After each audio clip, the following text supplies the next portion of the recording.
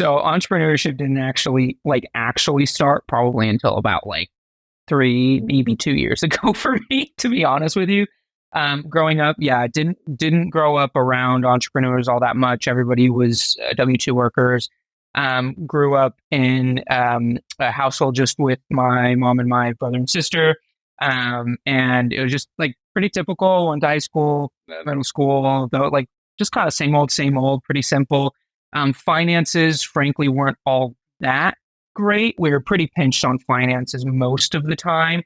And so from a young age, I definitely learned the importance of not spending all of your money up front that you earn, which I do think has served a lot. I do think that it did have a little bit of a negative spin in my world growing up as well, but we can cover that later if you want. But yeah, so anyway, I mean, that was kind of where I started. And then once I got to college, met my wife, what I was very grateful about, and the reason why we decided to get together and to get married was just because our values were the same.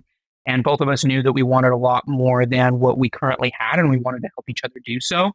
But at the time, we really didn't know that we wanted entrepreneurship. We just knew we wanted something more than what we currently have, but we didn't really understand what that looked like. We just figured both of us were in college. We figured that we were going to go to college, graduate, get a really cool corporate job and move on. You know what I mean? And make a ton of money that way. Fast forward later, we made a big jump, a big leap about 7 months after we got married. We were living in Utah, moved out to upstate New York, where I finished my college degree. My wife decided that she hated college. And so she was like, you know what, I'm done. I don't want to have to deal with it anymore. I don't want to do it. And I totally supported her. I think it was awesome. And she has done phenomenally without a college degree. And I think it's awesome. Anyway, and so while I was in college, though, is when I met one of my really good friends.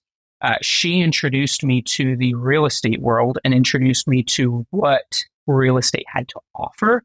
And I saw in one of our classes, we had to do a presentation just on finances in general, and saw her financial background and how she was already doing at 20, was it 24, 25 years old that she was at the time. I was like, yo, you're making a crap ton of money. Like, this is really cool. And I had never really looked into real estate or anything. And so the more that I dug into that, she introduced me to the real estate world, helped me to understand what is possible. But the biggest thing that held my wife and I from moving forward with it is we thought that you had to just save up all of your own money in order to get into real estate.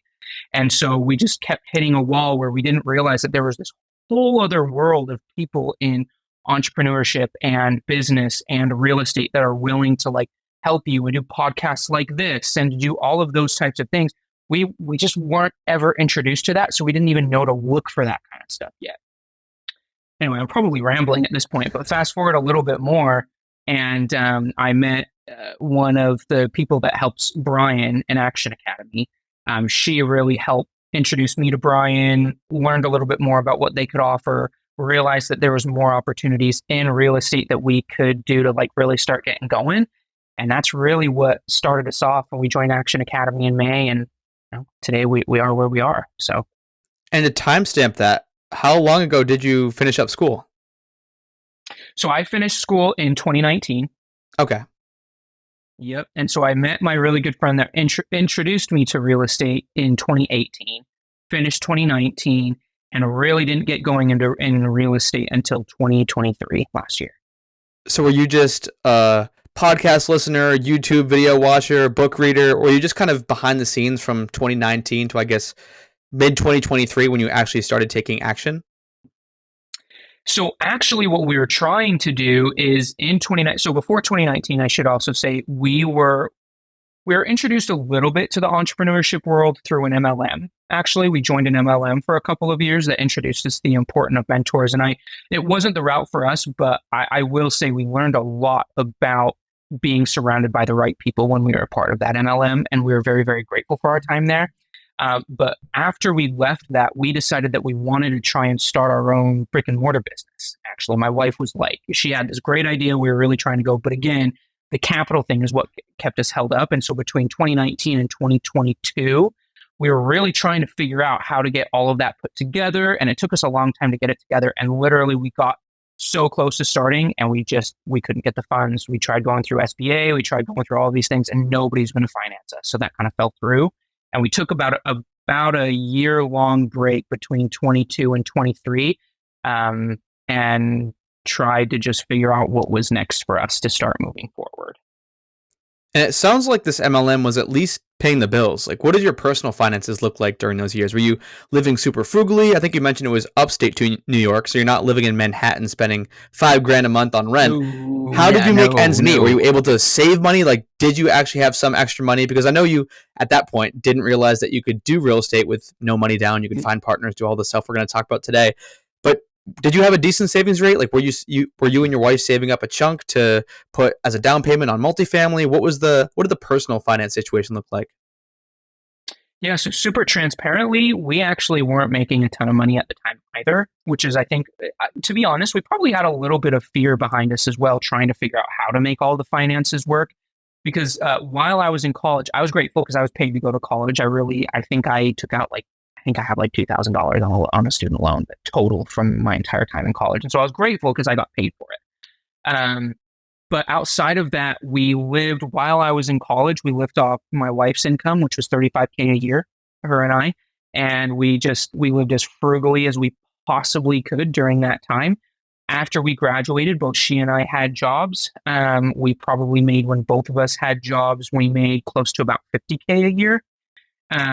And we still lived very, very frugally. We still did our best to save as much as we could. But there's just one of those things where one thing comes up after another. We found out, my wife had a medical condition that popped up, what we needed to pay for. We had other things, car broke down. Well, crap. Okay, we don't have enough money to fix it. So now we need to tap into savings there.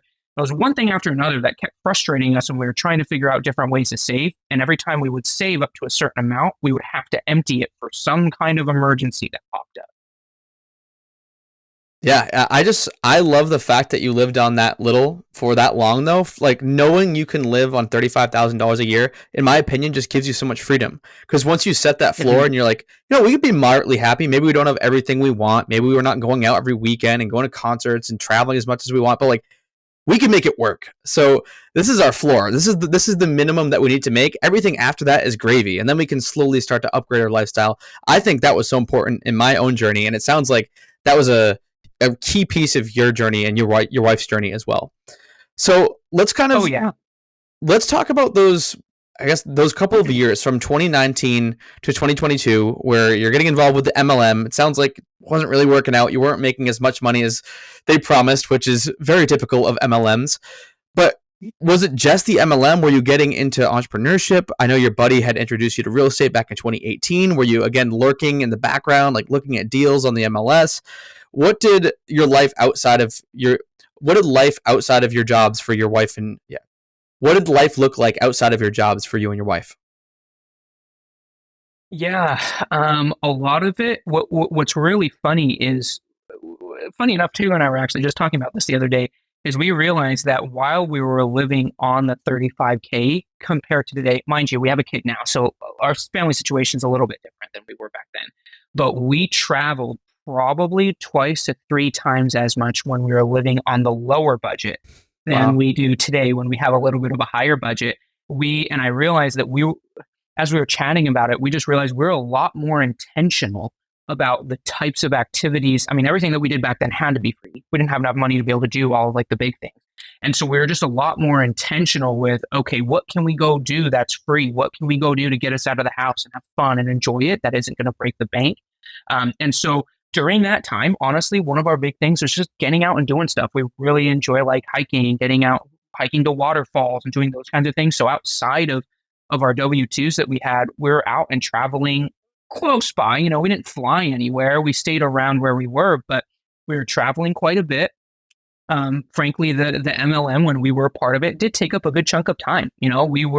We were sinking a lot of time into it and a lot of effort to do our best to make it work as best as we possibly could and the best that we understood how to.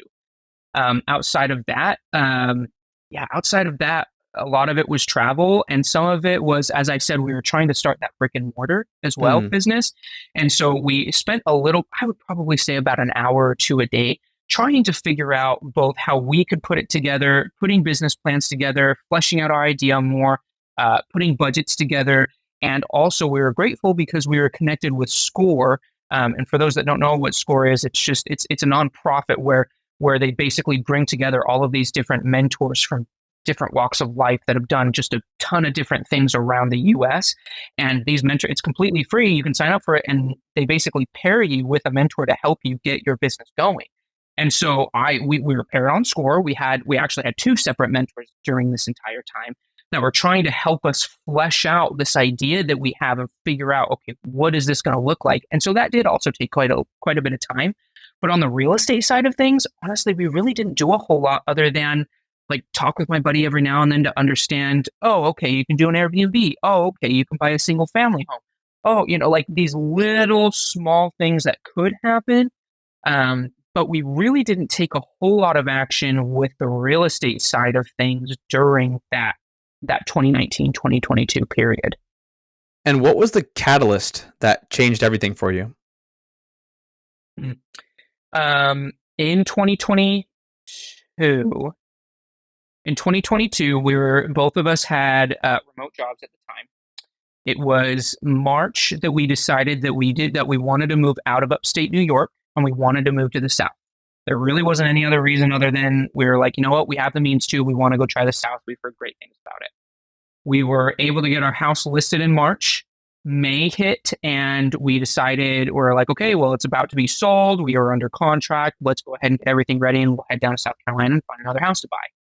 Both of us had our job set up. Everything was ready. House was sold 2 days after we hopped in the car to get on the road down to South Carolina. My wife gets a call from her job, them informing her that because she is moving farther south than what the footprint was for her job, she was being let go from her job. When she had already had multiple conversations with multiple people at her job, where they said it was going to be totally fine, no issues. She was very transparent with everything. And then they called her and they said no. And on top of that, catalyst all of that, she was also pregnant at the time. So we're like, okay, you know what? It's totally fine. We're going to keep going. We're going to make enough money off of the house. So we'll be able to, that'll replace her income for a little bit. I still have my income. We'll be good. We get down to South Carolina. We're living out of an Airbnb for a couple of months until we're able to find a house. And so that was, it was beginning of June that we found out she lost her job. Beginning of July, my job got to me and said that I was also going to be losing my job. And so within the space of a month and a half, both of us had lost our jobs. She had been trying to find a job during that time in the middle, and nothing was really panning out. And again, she was pregnant. She was due in August. And so we were trying to figure out what we needed to do. I started freaking out, trying to figure out, okay, how do I find a job?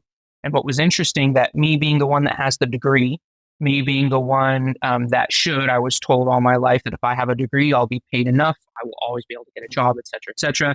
I wasn't able to find anything. I interviewed with 76 different companies and got all the way to the end, almost to decision time with about five of those 76, and all five of them told me no. Taylor, on the other hand, my wife, was able to find a job that did, and that stuck. And the amazing woman that she is, she was willing to start back up. She landed the job and started a month after giving birth to our son. And that time right there is really what pushed me to say, I need to start doing something more for us and start helping us so that both she and I can really get a business going, and we will be the ones that are in control of the money that we make, not a separate job, not a W-2, not anything like that. Nothing like desperation to push you to the edge and do some incredible things. Yes. So let's dive in. Dude, your story is insane. Our mutual friend, Brian Lubin, recommended that I interview you, and I listened to your episodes and his podcast. And you're just a powerhouse. You literally hit the ground full sprint. You didn't hit the ground running. You hit the ground sprinting. So let's talk about, I don't even want to talk about the first deal. I want to talk about when you first started getting involved with real estate. What do those first couple weeks look like? It sounds like you're not someone who's scared of doing volume. You applied and interviewed with 76 companies to get a job. I mean, I know you track everything religiously. What did the first couple weeks, couple months of real estate look like? Like how many deals were you analyzing a week? Who were you talking to? because there's a lot of listeners who are probably in your shoes in those early stages. They're kind of just getting their feet wet. They don't really know where to start. And I know, again, you hit the ground sprinting. So what was it during those first couple weeks or couple months that made you so successful? Um, yeah, wow. I mean, a lot of questions there. But so when we got started, I started in mid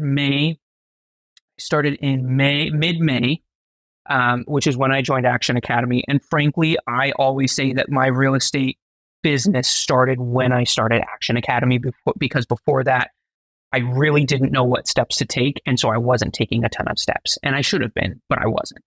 So right when I started Action Academy mid-May, in between mid-May and mid-June is when I was really trying to get in. Brian in the Action Academy, he has like these little modules and he has like a 30-day ramp up for when you get going, especially for new people like me, to help you just like understand the basics of real estate.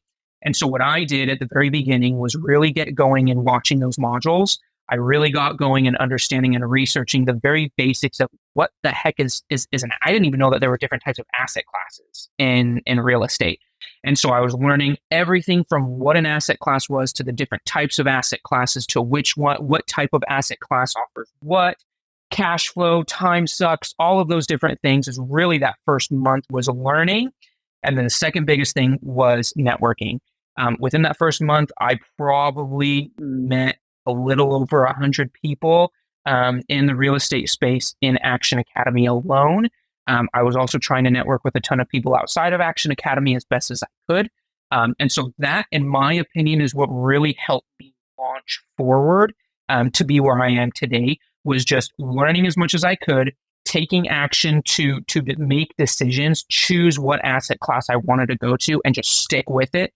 And then also building my network to surround myself with the people that were going to help me achieve whatever it was I was learning to do. That makes sense. That makes a lot of sense. And it seems like you're an expert networker, whether it's by accident or on purpose. It sounds like you're a very intentional guy. So I think it's on purpose.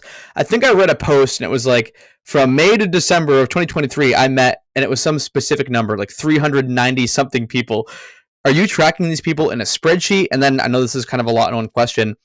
What types of people are you trying to network with? Because I think a lot of people hear that buzzword networking and they don't really know what it means. They don't know who they should network with or how they should talk to them or what types of things they should try to get out of a networking relationship. So yeah, let's talk about the spreadsheet that you have with the 390 something people that you met in 7 months. And then how do you identify who the right people are to network with and what you want to get out of that relationship? I don't want to say that there's a right way. I really don't, because in my opinion, every single person, because of their personalities, the way that they are, you need to network differently. Brian Lubin, for example, is probably one of the most extroverted extroverts that I have ever met in my life. And kudos to him for being able to just talk with whoever the heck he wants, whenever the heck he wants, because he wants to, right? Me, on the other hand, I'm very opposite of him. I'm very much introverted. I am a very introverted extrovert. It takes a lot out of me to network with people, but I'm very intentional when I do. Okay. And so when you're talking about networking with people, do whatever it is that works for you. If you're really good in really large groups, go to freaking real estate meetups that have 1,000 people and just talk with every single person that you possibly can that's at a real estate meetup. If you're not so good in those settings, don't go to those settings. If it doesn't work for you, don't do that. For me personally, the way that I really started connecting with people, I started in Action Academy because Brian had already vetted so many different people in Action Academy. I knew immediately I could trust these people, and these people were going where I wanted to go. So I knew I could just connect with these people easy. There's a really good network where I can just start talking with all of these people. When I started connecting with people outside of Action Academy, frankly, I actually started through social media. I started joining real estate groups and reached out to these people that had deals, that were moving things, that were doing things, that were asking questions. And I just messaged them, "Hey, dude, totally saw that you were doing this. Hey, I saw that you wanted to buy this property. Hey, I saw that you were asking questions about this bank. What did you learn? I'd love to learn more. Even if we don't hop on a call, we're just messaging back and forth. I actually have a really good relationship with a woman that I met that way. We still stay connected, and it was just through the comments below a post there, right? You just need to be intentional when you are making these connections and going out to network. Be intentional, be very specific with the questions that you're asking, and whenever possible, always lead with value. Always lead with how can I help you, learning more about what they need and trying to help them accomplish whatever it is that they're trying to accomplish first. And then you can go back to them and say, hey, like I really hope I was able to help you out. I was wondering, is there any way that you could just answer this quick question for me? I'm trying to figure out how to accomplish this, this, and this. And 9 times out of 10, when you lead with value, that other person is going to be over the moon to help you out because you've already done something for them without them I love that. So two things. I love the fact that you have this spreadsheet. I actually did the same thing. I'm definitely worse than I was before, but I had a spreadsheet with over 1,000 names, and I would have the fun fact. It was like Jim's going to Disney in a couple months. Next time I hit up Jim, I'm like, dude, how was Disney? Was it amazing? Never would have remembered that without my spreadsheet. The second thing, going back to the networking and leading with value, I think a lot of people misinterpret what leading with value means. And so for me, I'll have a lot of people say, hey, let me know how I can help you, or I'll help you in any way possible. And to me, I'm like, okay, you just gave me a job. Like, you can't help me unless you can tell me exactly how you're going to help me and you can present the solution to my problem. Then maybe I will take you up on it. But a lot of people will just be like, hey, you know what? I'm here to help in any way possible. And it's like, well, if you're hitting up someone who's already incredibly busy, doesn't have a lot of time, probably their attention is pulled in 50 different directions. They don't want to hear, I'll help you with anything. They want to hear a solution to a specific problem. So I don't know if you can cherry pick a story from recently, the past couple weeks, past couple months, or just one from the past. How have you actually provided value in a relationship, not just the boilerplate, I'll help you with whatever you need help with? And that's a great question. Honest to goodness, it's actually a lot simpler than it sounds too. It's the difference between listening and trying to have that conversation and talking the entire time during a conversation, right? So let's say I hop on a call with someone brand new. I know that they are super duper busy, but I also know that they are just kicking butt in whatever it is I'm trying to do. Let's say real estate, for example. And I'm calling this dude. I don't know how to find deals. And let's say I know on my end, I need to learn how to find deals. So what I do is I call this dude up, and first and foremost, I'm asking about him. I'm just getting to know, what does he do? How does he do things? What is he trying to accomplish in his life?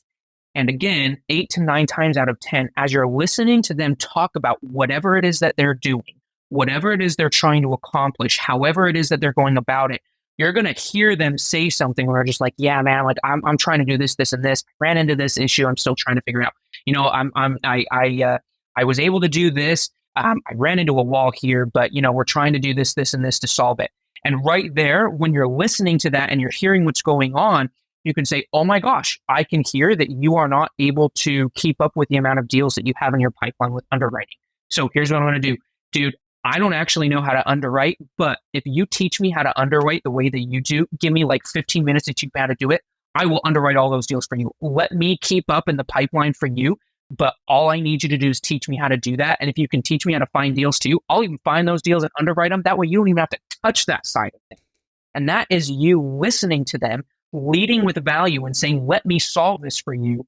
While also on your side, if you're trying to learn how to find deals, if you're trying to learn how to underwrite, you're saying, I just need 15 minutes, teach me how to do it. I'll do it for you and I'll do it the way that you want it done. Hope that makes sense. Yeah, and that's a lot more effective than saying, hey, do you have 15 minutes so I can pick your brain? And then you just ask them how to underwrite deals. It's like, no, why would anyone say yes to that? It's a lose-lose situation. So I love that approach. That's a fantastic approach. So getting to your personal real estate journey, correct me if I'm wrong, but I think you went from 0 to 36 units in one deal, in your first deal ever. So what you're talking about right now, 2 deals. Okay, so I was wrong, but still incredible. You're talking about building a relationship, and people might be like, oh, yeah, Mason's a cool dude, super helpful. He's helped me underwrite some deals. But getting someone to partner with you or give you a hard money loan or just for getting someone to open their wallet is a lot different than someone feeling good about talking to you or being like, you know what, Mason's pretty helpful. He's pretty cool. How do you ascend to that next level? Like, how did you get that first deal under your belt? Who and how did you get, I won't say who. How did you get someone to trust you enough to open up their bank account and open up their wallet to do a deal with you or to help you fund a deal? It is, you're right though, in that who is also a very big thing. You have the who and you have the how. You have to address both of those. If you don't have both, especially when you're starting in real estate, chances are you're not going to be able to move very fast. Real estate is 100% a team sport. So I'm sorry, I'm just trying to, you are right. Like when you're trying to say who, you're 100% right about that. But yeah, so to address your question, when I was first starting, again, my first goal was just to meet a crap ton of people and to add value to as many people as I possibly could. Once I was able to build up that network of people and I knew, okay, this dude's really good at underwriting. This dude's really good at deal. This dude's really good at, okay, she's really good at capital raising. Okay, she is already operating this many doors. I was able to understand, okay, who's going to be, and again, being very intentional, who is going to be someone that can complement my weaknesses and I in turn can do the same. And so when we first started, I actually found someone, and I'll call her out, Nieves. She is just amazing, and I hope, hopefully, you'll be able to interview her on a different podcast. But in any case, she's really, really cool.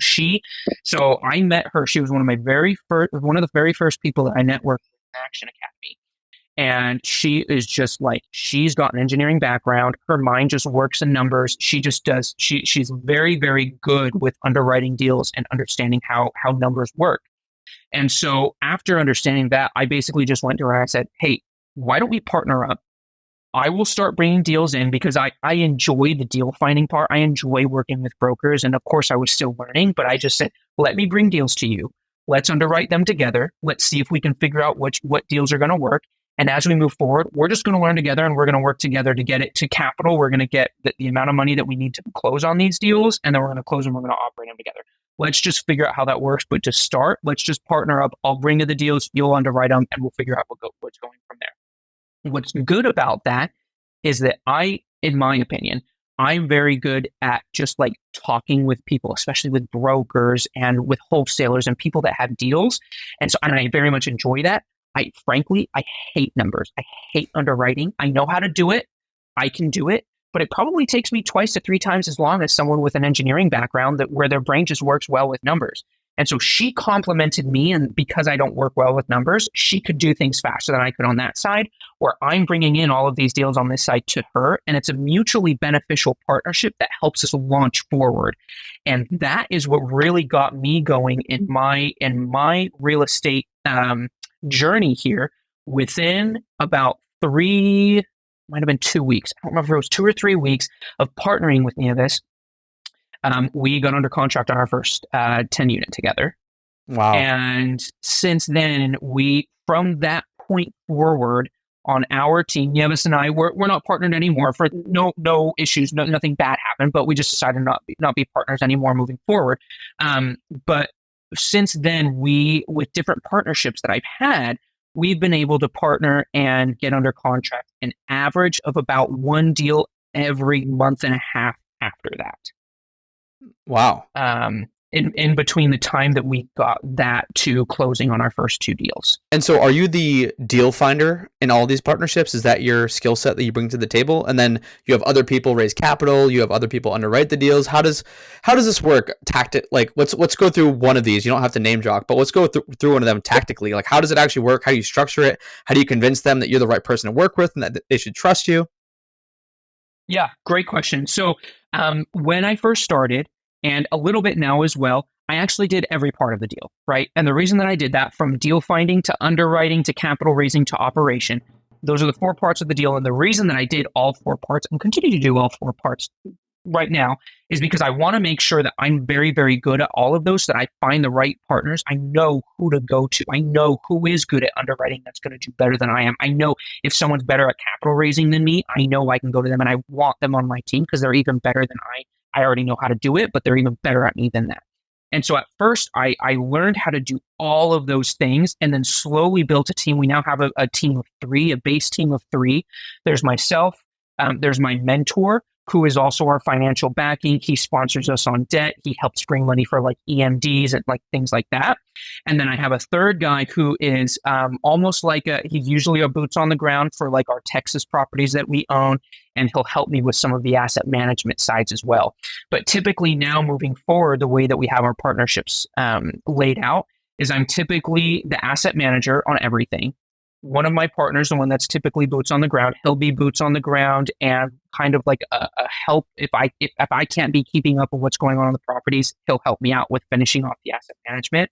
And then my mentor is kind of there to support where I don't know. If I don't know how to do something, he's there to help make sure that we do it the right way, as well as financially. He backs us. He can't bring, millions and millions and millions of dollars yet to all of our deals, but he is able to sponsor us. He is able to give us very, very sound and good advice, and supports us as we're trying to continue to move forward and acquire more.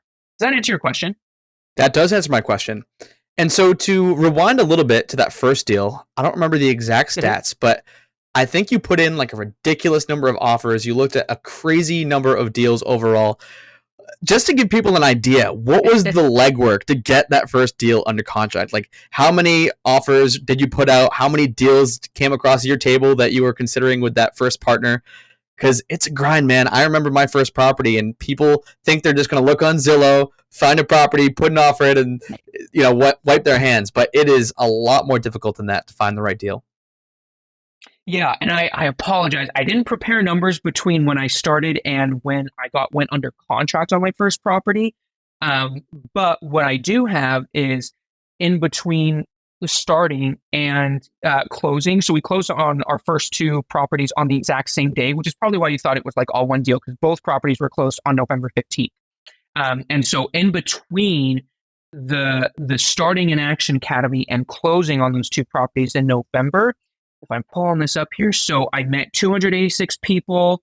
I connected with 130 like deal people, like brokers, agents, wholesalers, sellers, et cetera, et cetera. I met 46 different capital partners. I had 114 social media posts. And then for deals wise, so in between that, I really didn't start tracking till June. So in between June and November, I found over 250 deals, underwrote over 200 deals. We didn't underwrite all of them because some of them didn't really they just weren't worth taking time on.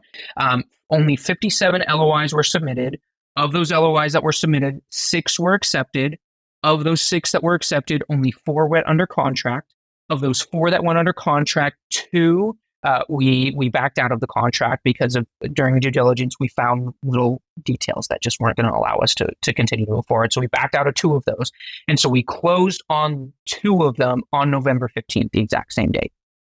Out of, what was it, 256 total deals across your desk? You closed on 2? Over 250. Yep. Mm-hmm. Wow. Yep. So for you listeners out there, it is a long game. You do not usually close on the first property that comes across the table. Mason is a testament to that. That is amazing, man. And the fact that you're tracking all this just makes this podcast for me so much more fun. I actually want to go back to networking real quick, because you mentioned you're like, I had 46 capital partners and 113 real estate related people. Are you color coding these people? Are they in separate columns? How do you tactically separate them out and make sure that, hey, these are the list of people I have if I want to raise money. Here's the list of people I have if I want help with social media. It's exactly, you just said it, just different lists, right? So it's one CRM spreadsheet, just different sheets below. One is for like brokers, agents, wholesalers, sellers, people that have deals. One's for capital partners. One's for mentors that I know I can reach out to about specific things. One person's extra good at underwriting. One person's extra good at operation, et cetera, et cetera. It's just broken down that way. Very simply. And so at this point, I know you closed on both those properties. That's definitely why I was confused. So you had 36 units on November 15th. What's happened since then? What's the total unit count as we're talking today in end of March 2024? Yep. So we actually, on just this past Friday, closed on another 26 units, which we're really excited about. So we are currently at 64 units now. Live math on podcasts. Yeah. I think it's 62. Yeah, sorry. I promised I wouldn't give you live math, Mason. I lied. I'm sorry. 62.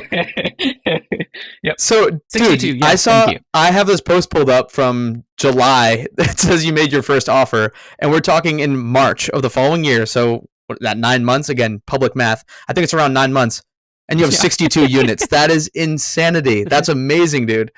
What do the numbers look like? Like, are you taking money out of the business? Are you then injecting, are you then using that capital to reinvest into other stuff? Are you raising all the capital from this mentor of yours or from other fundraising strategies? Like how is the money piece working in all of this? It's a great question. So I really should, before I get going into all of those, please understand, I personally don't invest any of my own money into deals because I don't have any of my own money yet. Like I'm still in like the starting phase. Like we're not sitting on a crap ton of cash yet. And so we can't put our own money into it because we don't have it. Okay. And so everything that we've done up until this point has been using other people's money and figuring out how it is we need to structure a deal in order to use their money and make them a crap ton more money on the money they've given us. Right.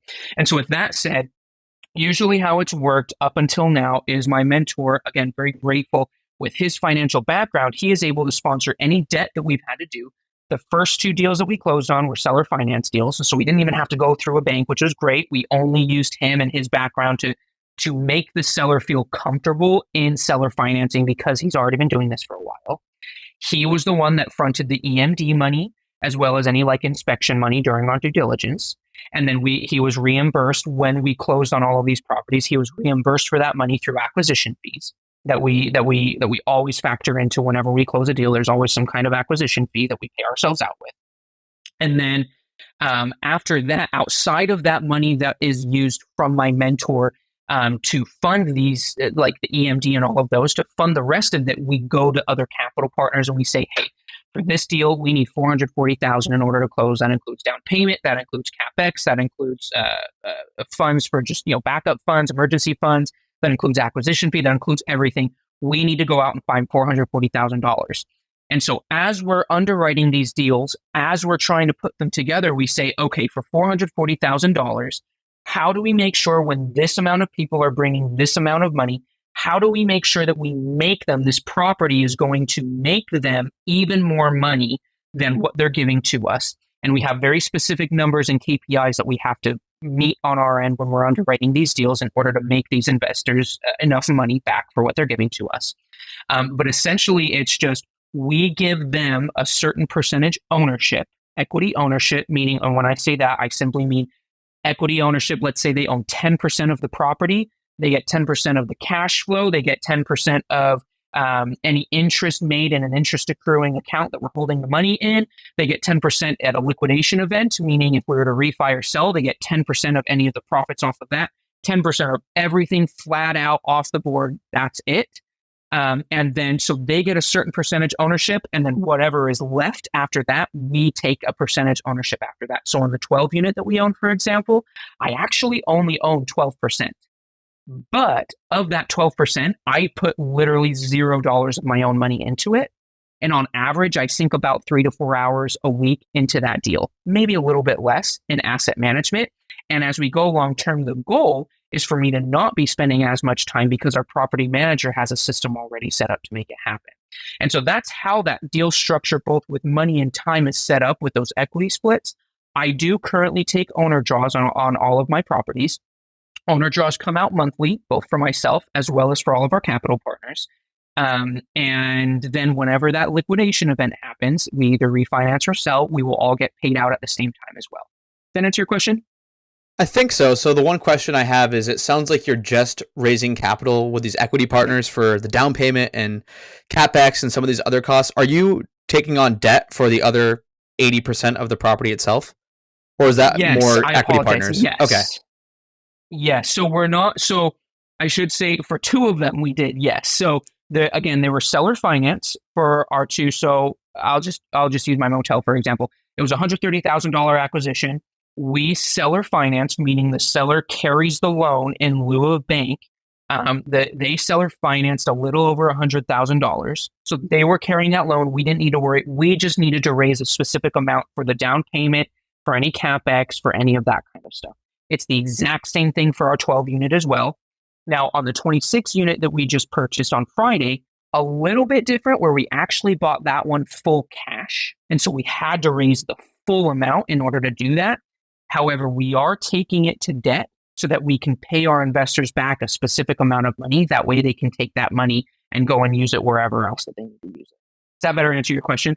That makes a lot more sense. Yeah, I was a little confused on like the equity versus debt split. I didn't know if everyone who was giving you money was getting cut into the equity, but okay. It sounds like it varies by deal as well. I Yes. saw Very that much. you had a very ambitious goal. We're again recording this in March of 2024 of 500 plus units this year. Dude, what is the strategy? I know you're a metrics guy. Are you going to have to Figured. change what you're doing? Are you on pace to do that with your current deal flow? Like what's the strategy to get there? Because that is a monumental goal given where you're at right now. Yep. And so two things to address there. First of all, when I originally made that goal, the goal when making those types of goals, the purpose of making huge goals is whether or not I hit it isn't as concerning to me as me doing everything that I possibly can to hit it. Right. And so if I could hit December and let's say I only have an extra, I don't know, maybe I'm on a total of 200 units, I'm okay with that. But the purpose of the goal was to push me farther than me only having a goal of, let's say, 100 units by the end of the year. Let's say I hit that 100 units mid year. I'm like, oh, well, I already hit 100 units. Maybe I can just coast the rest of the year. That is not my goal. I want a goal by the end of the year that's going to push me day after day, month after month in order to hit that so that I reach as high of a level as I possibly can. Now, the second thing to talk about there as well is that since I set that goal, I've actually changed it since then.